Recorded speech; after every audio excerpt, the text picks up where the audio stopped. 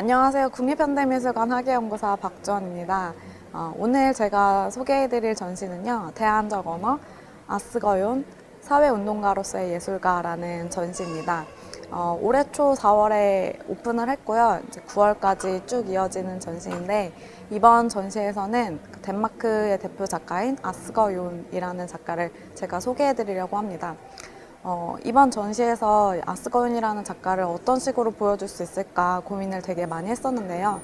제목에서도 보시다시피 어떤 예술가가 사회에 어떤 영향을 미칠 수 있고 사회적인 변화를 일으키기 위해서 어떠한 노력과 예술 작업을 했었는지에 관한 이야기들을 펼치는 그런 전시로 진행이 되게 됩니다. 지금부터 전시장에 들어가셔서 주요 작품들을 둘러보시도록 하겠습니다. 이번 전시는 총 3개의 섹션으로 이루어져 있는데요. 지금 보시는 이 방은 첫 번째 섹션으로 실험정신, 새로운 물질과 형태라는 주제를 가진 방입니다. 보시면 그 작가가 얼마나 많은 다른 물질들을 사용을 해서 작업을 했는지 보실 수 있는 그런 방인데요. 사실 아스거윤은 지금까지 계속 어떤 추상표현주의 화가로서 페인팅을 하는 작가로만 계속 인식이 되었었고, 그 전에 다른 전시들에 있어서도 그의 회화 작업, 그리고 그 회화에서도 그의 표현적인 묘사에만 집중을 하는 경우가 많이 있었는데, 이번 전시에서는 그런 부분보다는 아스거윤이 가지고 있는 더 다양한 면모를 보여주기 위해서 여러 가지 그 매체들을 가지고 얼마나 많은 실험을 했는지를 보여주는 그런 섹션을 구성을 해봤습니다. 그래서 이 작업들을 보시면은 물론 여기 보시는 페인팅 작업들도 있겠지만 특히 이 섹션에서 보시는 것 같이 정말 여러 가지 다양한 물질들을 사용을 해서 작업을 한 걸 보실 수가 있는데요.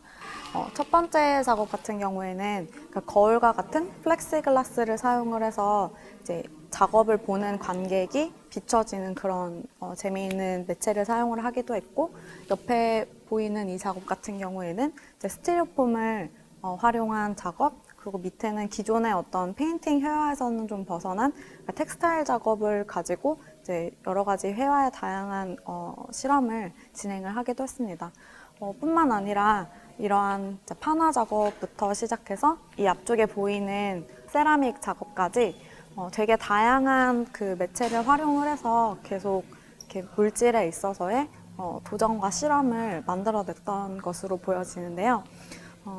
아스거윤은 그러니까 작가 스스로 생각하기를 예술을 만들어낸다는 것이 어떤 한 사람의 독특한 뭐 창조성이나 천재성을 가지고 만들어지는 것이 아니라 그가 살고 있는 어떤 사회적인 아니면 역사적인 배경의 영향을 크게 받고, 그리고 또한 다른 작가들과 그리고 다른 사람들과의 여러 가지 교류를 통해서 본인이 생각하는 그 창작 그리고 창조성이라는 것이 만들어질 수 있다고 생각을 했는데요. 그래서 작가한테 있어서 천재라는 사람은 곧 어떤 특별한 능력을 가진 하나의 개인이 아니라 모든 일반 사람들을 포용력을 가지고 넓게 이해를 할 수 있고, 그러니까 그 사람들과의 충분한 소통을 할 수 있는 사람이 바로 이제 천재라고 작가가 이렇게 명명을 할 만큼 기존에 가지고 있던 어떤 관념이나 아니면은 틀 안에서 여러 가지 실험을 끊임없이 해내고, 그리고 그 안에서 다른 사람들과의 교류를 통해서 그 스스로의 어떤 방법을 발전시킬 수 있다라는 그런 생각들을 가지고 작업을 만들어 나갔기 때문에 이런 것들을 보여주는 아주 큰 대표적인 섹션이라고 볼 수가 있겠습니다. 네, 두 번째 섹션은 정치적 헌신, 구조에 대한 도전이라는 주제를 가진 섹션인데요. 아스거윤이라는 작가가 본인의 예술 작업을 통해서 얼마만큼 사회적인 메시지를 전달을 하고 정치적인 구조에 대한 도전을 했는가에 대한 이야기를 하고 있는 섹션인데요. 지금 이쪽 섹션을 보시면은 되게 익숙한 작업들인 것 같으면서도 그 안에서 여러 가지 변형된 모습들이 보이는 그런 페인팅들을 보실 수가 있는데요. 기존의 작가들이 만들었던 오래된 그림들을 벼룩시장에서 구입을 하거나 아니면 모아서 그 위에 이제 본인만의 붓터치를 사용을 해서 새롭게 그림을 만들어내는 그런 작업들을 진행을 하기도 했었습니다. 특히 이 작업 같은 경우에는 이제 모리피케이션이라는 이름으로 계속 시리즈 작업을 만들어 나갔었는데, 이번에 이제 한국에서는 그 작업을 수정이라는 이름으로, 이제 수정 시리즈라는 이름으로 저희가 번역을 해서 전시를 보여드리고 있습니다.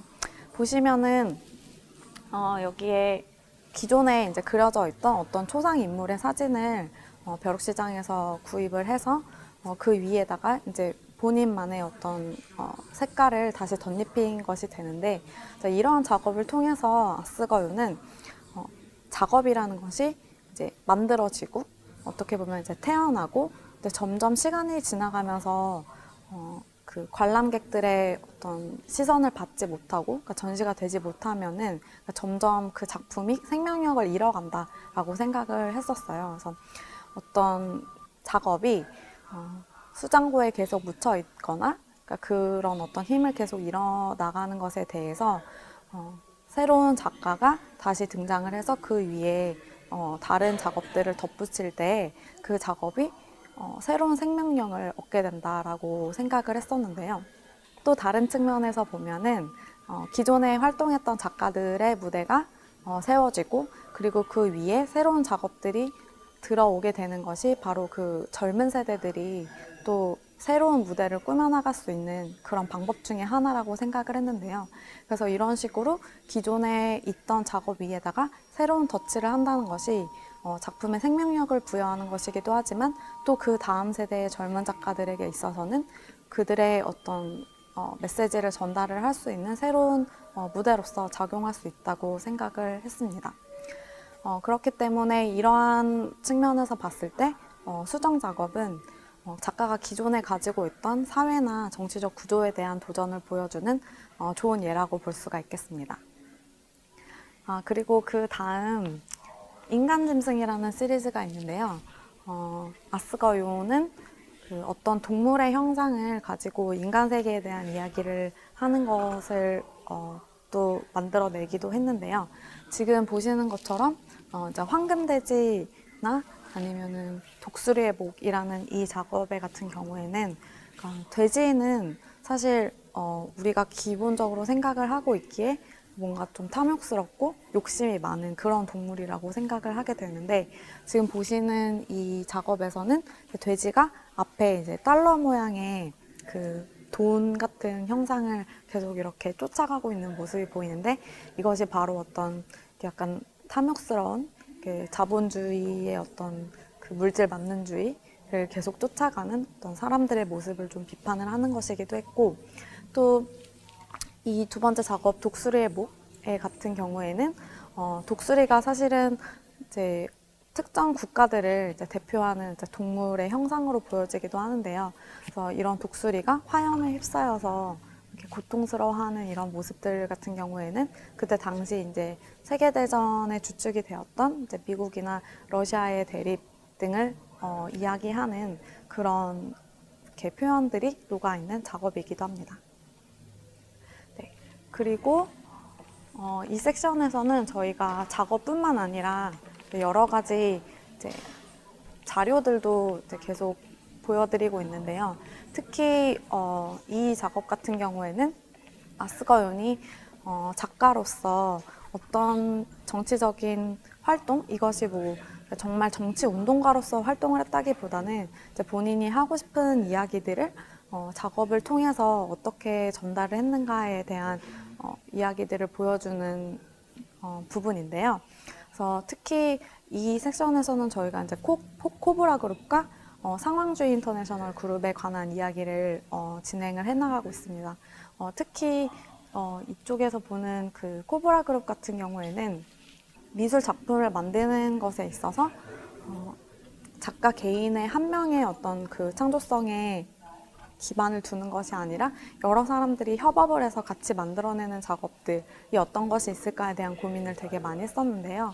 그래서 그때 당시 이제 코펜하겐, 브뤼셀 그리고 암스테르담에서 활동했던 작가들이 이제 서로 모여서 이제 코브라라는 그룹을 결성을 하고, 그 안에서 여러 가지 협동 작업을 통해서 미술적 실험을 하면서 그러니까 미술이 좀 더 대중에게 쉽게 다가갈 수 있고, 그리고 또한 미술이라는 것이 단지 어떤 특정 교육을 받은 엘리트층에 국한되는 것이 아니라 그러니까 모두가 이해할 수 있고 모두가 보편적인 언어로 다가갈 수 있는 그런 것이어야 된다고 생각을 했기 때문에 그러한 어떤 고민의 지점들을 보여주고 있는 작업들이 전시가 되었습니다. 그리고 또 이 옆에 보게 되면은 기억들이라는 이제 책을, 그러니까 영어로는 이제 메모리즈라는 원문을 가지고 있는 책을 저희가 전시를 하고 있는데요. 이거는 잘 알려져 있는 이제 상황주의 인터내셔널이라는 그룹에 관한 이야기인데, 처음에 상황주의 인터내셔널이라는 그룹은 이제 아스거 윤이 주축이 돼서 이제 같이 설립을 했고, 이제 기드보라는 작가와 함께 상황주의 인터내셔널이라는 그룹을 이끌어 나갔었는데, 사실은 상황주의 인터내셔널 하면 대부분이 이제 기드보만을 이제 기억을 하는 경우가 많은데요. 그래서 아스거윤이라는 작가는 왜 그 상황주의 인터내셔널이라는 이 그룹 안에서 아직까지 그렇게 큰 주목을 받지 못했을까 하는 어떤 의문이 남기도 하는데, 그 이야기들은 지금 내용들을 쭉 보시고, 그리고 또 그 다음 세 번째 섹션에서 또 더 보충을 해서 제가 이야기를 해드리도록 할 텐데요. 보시면은 상황주의 인터내셔널이라는 그룹은 기본적으로 어떤 그 산업사회의 물질 만능주의 그리고 자본주의에 대한 비판을 가장 많이 했던 그런 그룹들 중에 하나인데요. 기드보와 아스거요는 이제 둘이 합작으로 이제 기억들이라는 이 책을 만들어냈습니다. 그래서 기드보는 그 안에 들어갈 글귀들을 쓰고, 이제 아스거요는 거기에 맞는 어떤 그림들이나 콜라주 작업들을 해서 하나의 책으로 완성을 시켰었는데요. 그리고 그 외에 이제 그때 당시에 활동을 하면서 이제 그들이 썼던 어떤 글들에서 이제 저는 좀 기억에 남는 문구를 가지고 왔는데, 그래서 보면은 이제 뭐 그 아스거연이 썼던 이제 쾌벤하운의 최후라는 책이 있는데, 그 안에서 보면 이제 무엇을 원해, 이제 수없이 많은 새 옷, 그리고 최신 편의시설과 노동력을 줄여주는 장비가 구비된 꿈의 집, 새 차, 작은 배, 아니면 너만의 경비행기, 내가 원하는 무엇이든 너는 그것을 갖게 될 거야. 그러니까 그와 더불어서 이 모든 것을 누릴 수 있는 뭐 여유랑 전기, 자동차, 원자력, 그러니까 너가 원하는 모든 요구 상황을 쉽게 빠르게 다 가질 수 있는 그런 사회가 펼쳐지고 있다라는 그런 이야기들을 쭉 써나가게 되는데, 저는 사실은 이 문구를 보면서 과연 정말 40년대 후반, 50년대에 이들이 고민했던 그 사회랑 지금 우리가 살고 있는 이 2019년의 사회가 얼마나 많은 차이를 가지고 있을까라는 의문을 가지게 됐었는데요.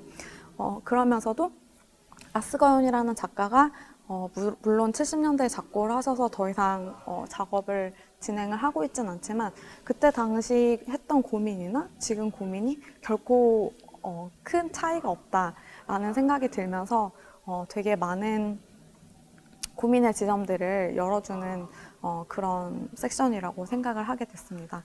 그래서 이러한 어떤 상황주의 인터내셔널 그 그룹 같은 경우에는 이렇게 매거진을 지속적으로 출판을 해나가면서 본인들의 어떤 그 자본주의에 대한 비판이라든지 하는 이야기들을 계속 펼쳐 나갔었는데요.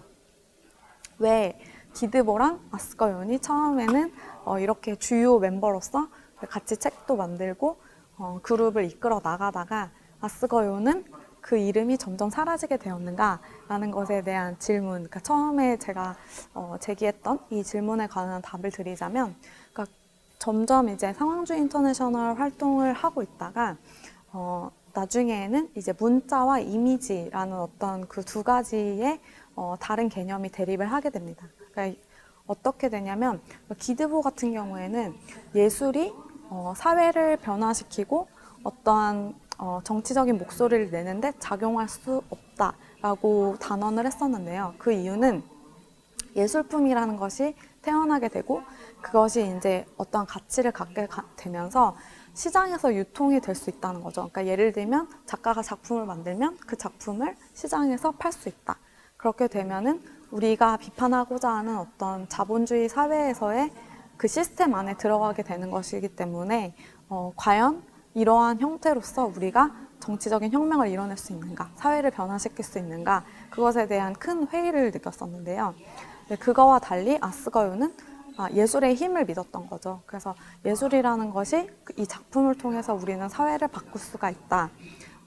왜냐하면은 사실은 문자보다도 예술 작품, 특히 그런 이미지나 컬러들이 어떤 교육의 편차와 상관없이 모든 사람들에게 다 이해가 될 수 있고, 그리고 또한 이 예술 작품이라는 것을 해석하는 데에는 단 하나의 방법이 있는 것이 아니라 보는 사람에 따라서 그것을 다각도로 다양하게 해석을 할 수 있는 열린 방법들이 놓여져 있기 때문에 문자보다 훨씬 더 예술 작품을 통해서 우리가 전달할 수 있는 메시지들이 많고, 그것을 통해서 사회적인 변혁을 이룰 수 있다라는, 그러니까 두 가지 다른 의견 대립을 크게 하게 되는 거예요. 그렇게 됐을 때 이제 나머지 대부분의 상황주의 인터내셔널 그룹의 멤버들은 이제 기드보의 의견에 더 많은 힘을 실어주었고, 아스거요는 자연스럽게 상황주의 인터내셔널 그룹에서 나오게 되는 그런 상황이 펼쳐지게 됩니다. 그래서 나중에 이 아스거윤이라는 작가가 상황주의 인터내셔널을 나오고 나서 어떤 활동을 펼치게 되느냐에 관한 이야기들은 그 다음 섹션에서 전달을 해드릴 수가 있을 것 같고요. 또 하나는 이제 아스거윤이라는 작가를 소개를 할 때 되게 많이 회자되는 어떤 사건 중에 하나인데요. 이것이 바로 그 아스거윤이라는 작가의 어떤 캐릭터를 정말 극명하게 보여주는 그런 작업 중에 하나라고 볼 수가 있겠습니다. 바로 구겐하임 텔레그램이라는 자료를 저희가 이제 가지고 와서 전시를 하고 있는데요. 구겐하임 정보라는 이 자료에서 그 아스거윤이라는 작가의 어떤 특징을 되게 강렬하게 살펴볼 수가 있는데요. 지금 보시면 그러니까 아스거윤이 보낸 이 텔레그램의 원문을 저희가 자료로서 전시를 하고 있습니다. 1960년대 초반에 이제 그 구겐하임이라는 미술관에서 앞으로 이제 유망한 어떤 작가들을 이제 선정을 해서 이제 그들에게 이제 구겐하임 어워드라는 이름으로 상을 주고 이제 상금을 얼마를 이제 주겠다라는 그런 내용을 이제 크게 이제 공지를 하게 됐는데요. 이제 그거를 받고 이제 아스거윤이 이제 구겐하임 미술관에다가 그 상을 거부하는 이제 편지를 쓰게 됩니다. 그 편지 내용에 보면은 나는 이 상을 달라고 누구한테도 요구를 한 적이 없다. 그리고 내 작업에 대한 가치의 판단은 이러한 제도권, 그러니까 몇몇의 이제 유력하다고 생각되는 이 미술계 인사들로서 평가가 되는 것이 아니다. 그러니까 모든 대중들 그리고 나의 작업을 보는 관람객들만이 나의 작업의 가치를 판단할 수 있다라고 이야기를 쓰게 되는데요. 그러면서 이러한 평가는 나는 거부한다는 의미로서 이 상을 공식적으로 거부한다라고 편지를 써서 보내게 됩니다. 그러면서 이렇게 어떻게 보면은 그 상을 이제 받고 공식적으로 본인의 작업에 대한 가치를 인정받는다는 것이 작가에게는 되게 큰 일일 수도 있지만 아스거윤에게 있어서는 그것이 그렇게 큰 의미를 갖지 않는다라는 어떤 본인의 의견을 전달을 함으로써 그가 기존에 우리가 가지고 있던 어떤 평가의 방식이라든지 아니면 제도에 대해서 어떻게 반발을 했는지에 대한 것들을 잘 보여주는 예시라고 할 수가 있겠습니다. 이번 섹션은 마지막 섹션으로 대안적 세계관, 북유럽 전통이라는 주제를 가진 섹션인데요. 여기에서 이번 전시의 어떤 주제를 가장 크게 드러낼 수 있다고 볼 수 있겠습니다. 대안적이라는 말이 사실은 기존에 가지고 있던 관점이나 관념에 대한 어떤 새로운 방향을 제시한다는 면에서 저희는 이제 대안적이라는 단어를 사용을 하게 되었는데요.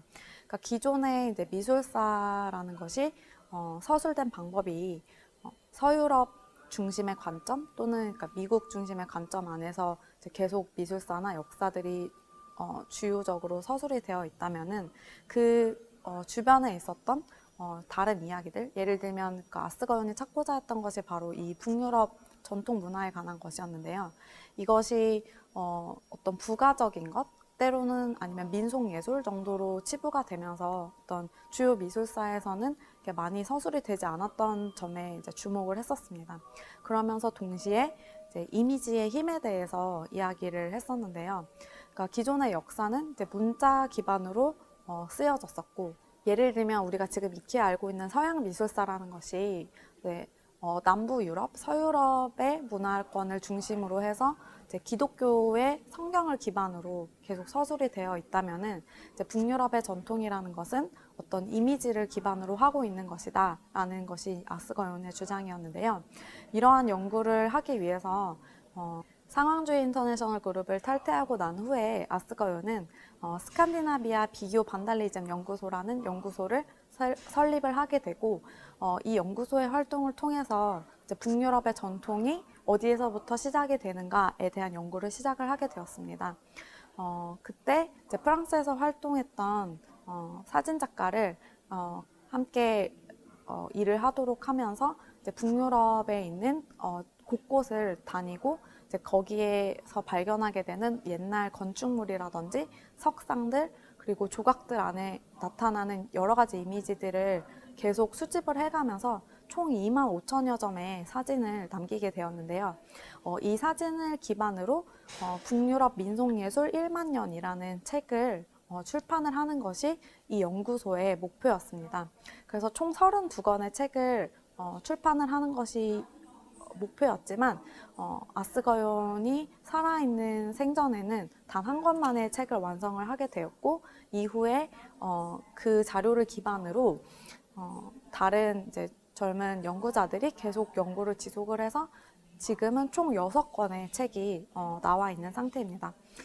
여기서 보시는 이 자료들은 이 책이 바로 그 아스거연이 완성했던 한 권의 책을 저희가 전시를 하고 있고요.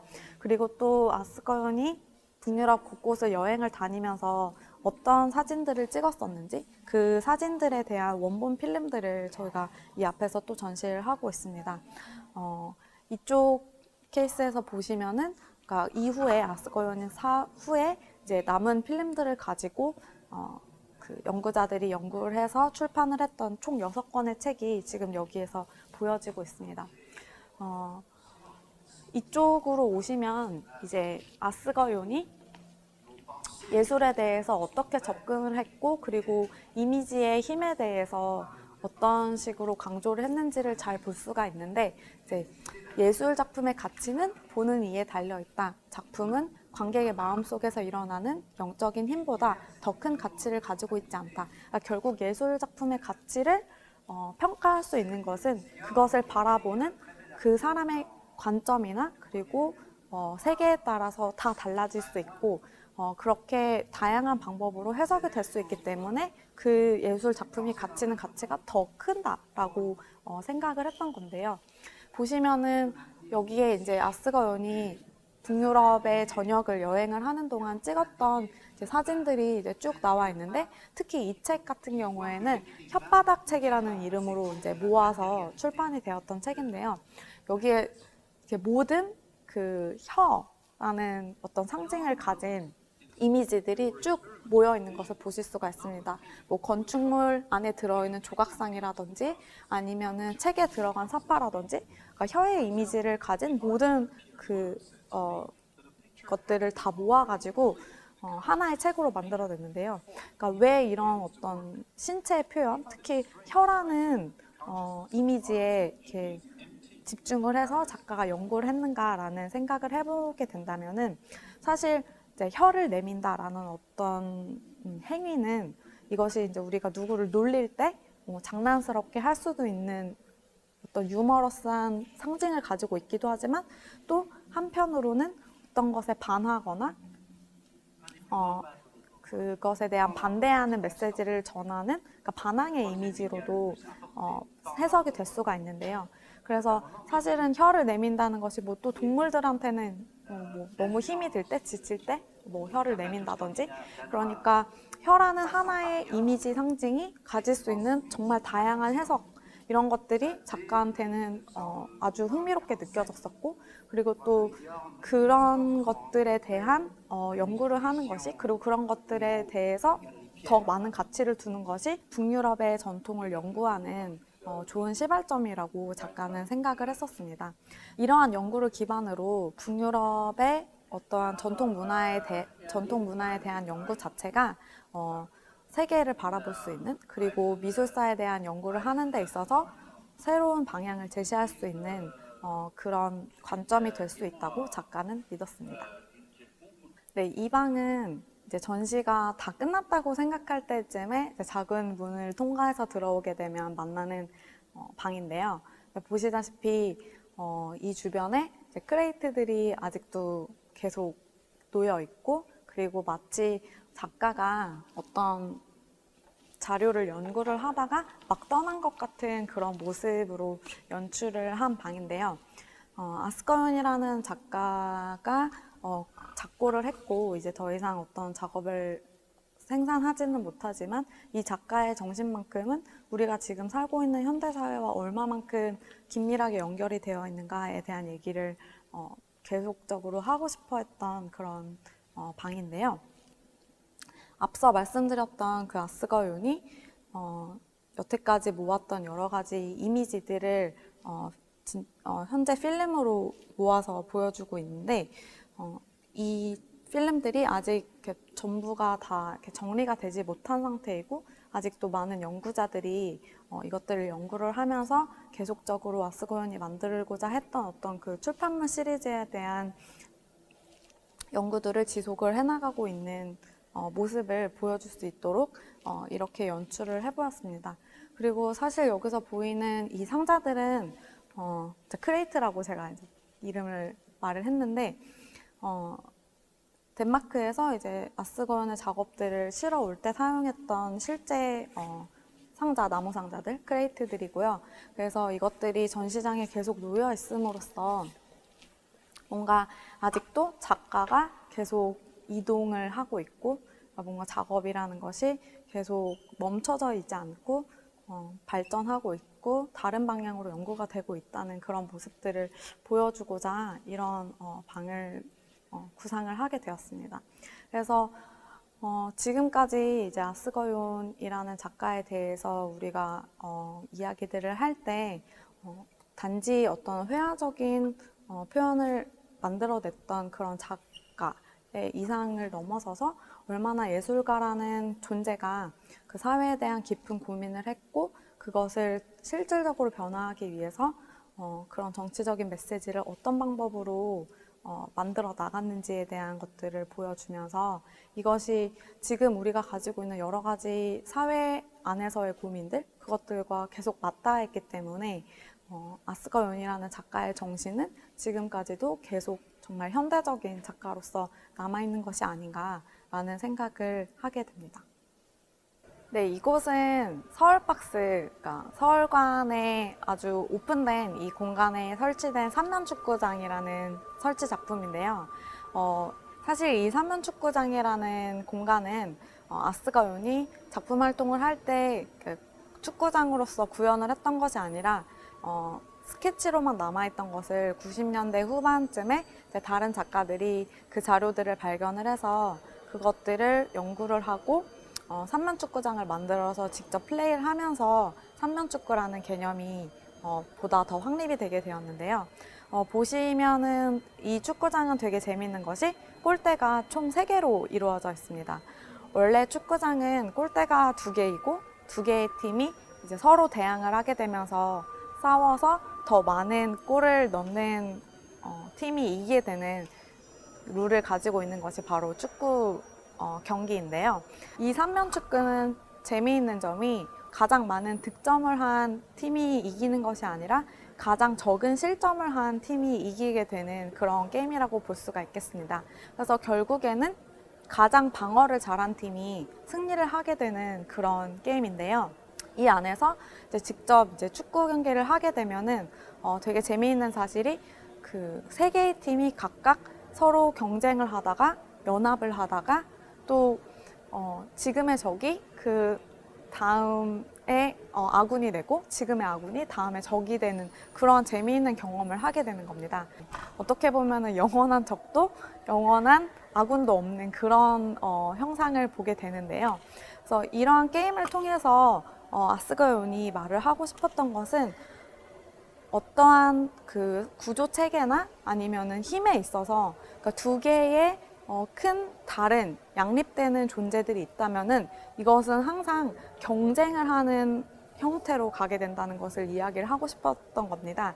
그러니까 예를 들면 단 두 개의 어떤 대립된 존재가 있다고 하면 이 둘이 서로를 이기기 위해서 이렇게 방어보다는 공격을 하게 되는 그런 성향을 띠게 되는데 이 안에서 다른 제3의 체계, 제3의 힘이 들어오게 되면은 그러니까 이 셋 중에 누가 먼저 나를 공격을 할지 모르기 때문에 일단은 다 방어적인 태세를 갖추게 된다는 거죠.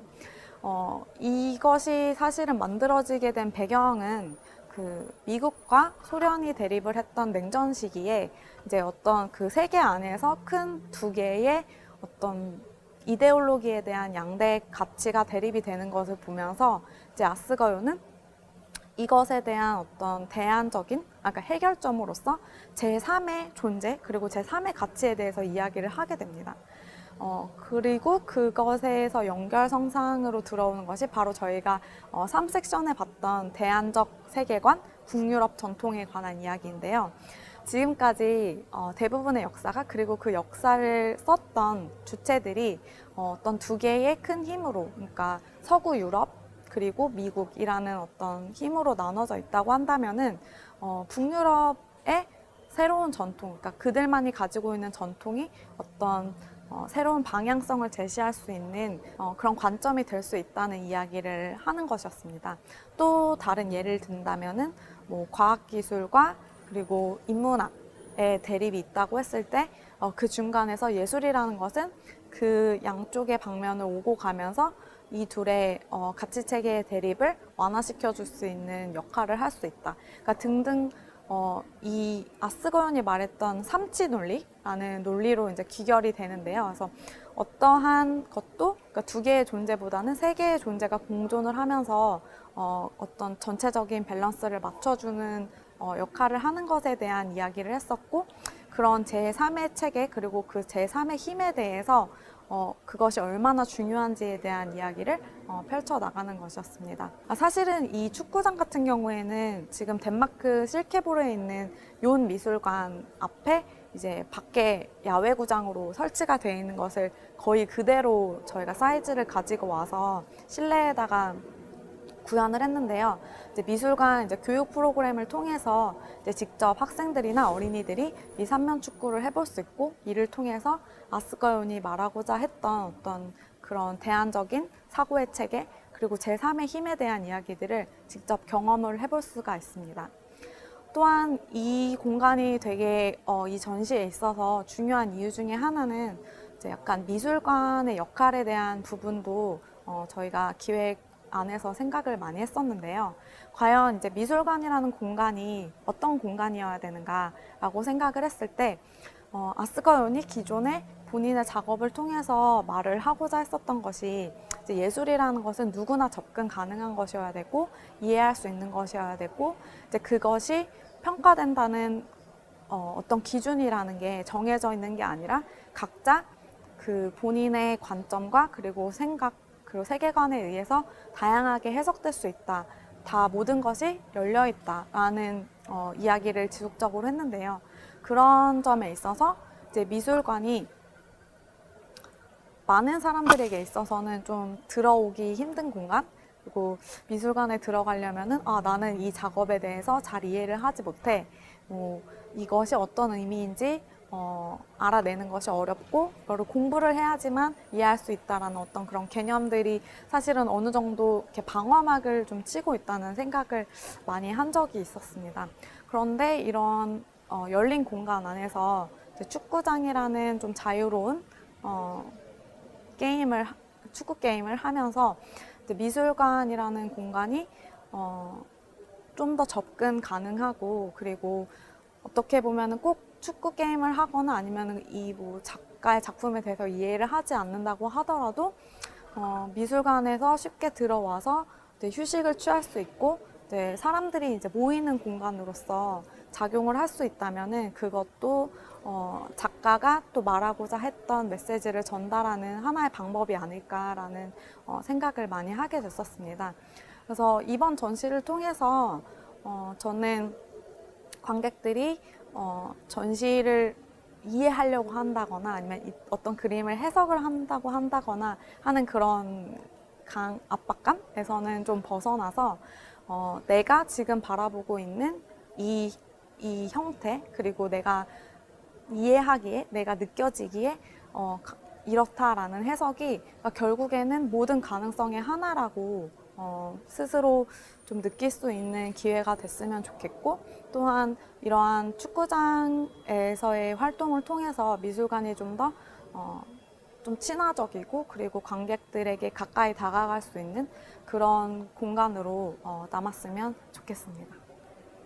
네, 지금까지 저와 함께 전시 투어를 하시면서 아스거윤이라는 덴마크의 새로운 작가에 대해서 살펴보았고, 그가 지금까지 고민했던 여러 가지 지점들, 그리고 지금 우리 사회와 연결되어 있는 그만의 작품 세계에 대해서 함께 알아보았는데요.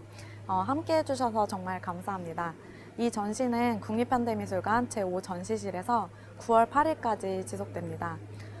그리고 국립현대미술관은 금요일, 토요일 오후 9시까지 개방을 하고요.